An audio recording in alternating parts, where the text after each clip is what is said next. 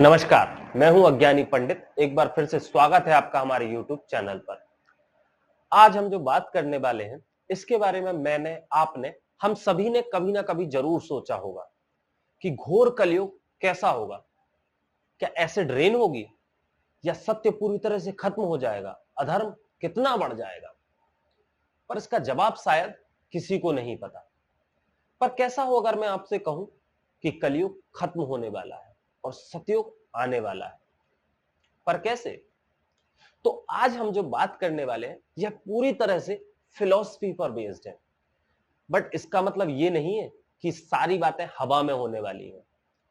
आज जो हम बात कर रहे हैं यह फिलॉसफी भी बेस्ड है कुछ फैक्ट्स पर, कुछ तथ्यों पर।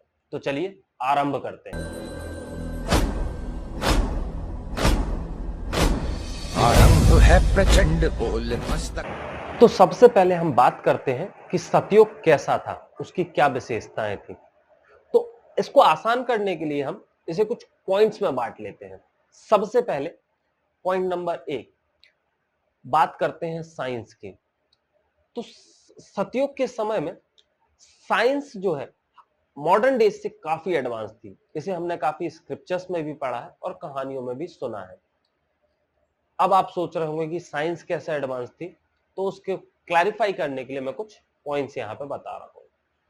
जैसे पहले के समय में ऋषि मुनि पाताल लोक में भी जा सकते थे और स्वर्ग लोक में भी, यानी उनका एक्सेस अर्थ के नीचे भी था और स्पेस में भी।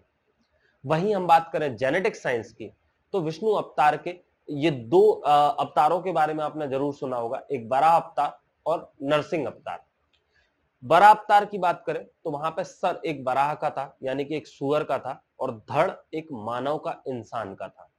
वहीं नरसिंह अवतार में सर एक सिंह का था, शेर का था, और बॉडी जो थी वो एक इंसान की थी, जो कि आज की मॉडर्न साइंस में भी जेनेटिक साइंस में पॉसिबल नहीं है।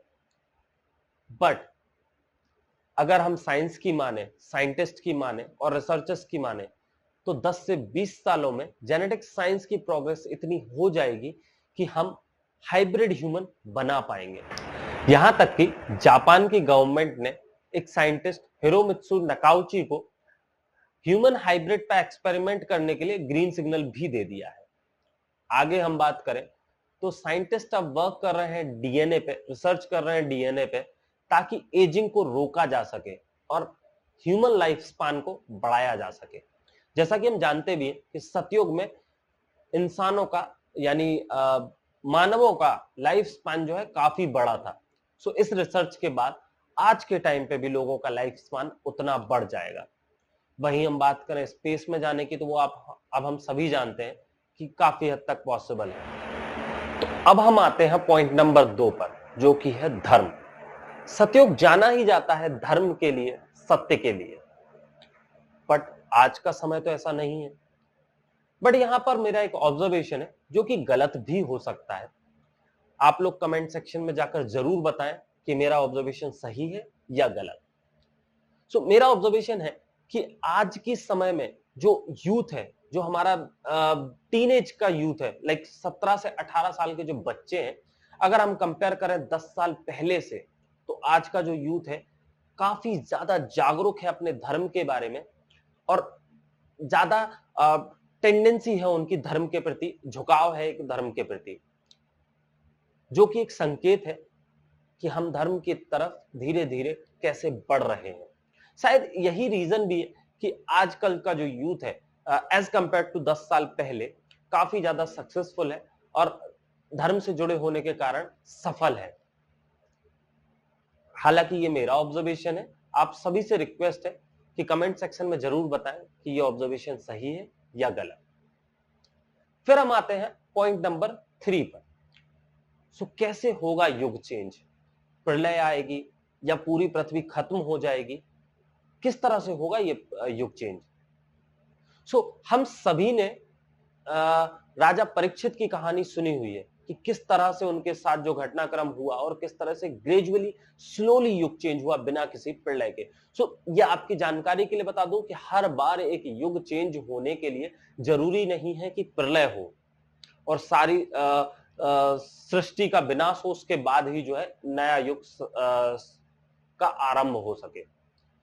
जैसा मैंने बताया, राजा परीक्षित के समय पे स्लोली ग्रेजुअली जो है युग चेंज हुआ था, युग का परिवर्तन हुआ था। सेम उसी तरह से मेरा ये मानना है कि धीरे धीरे हम सतयुग की ओर बढ़ रहे हैं। आने वाले 40 से 50 सालों में, जो कि समय कुछ अलग भी हो सकते हैं, बट मेरा ये मानना है कि आने वाले 40 से 50 सालों में हम सतयुग की ओर बढ़ रहे हैं और सतयुग आने वाला है।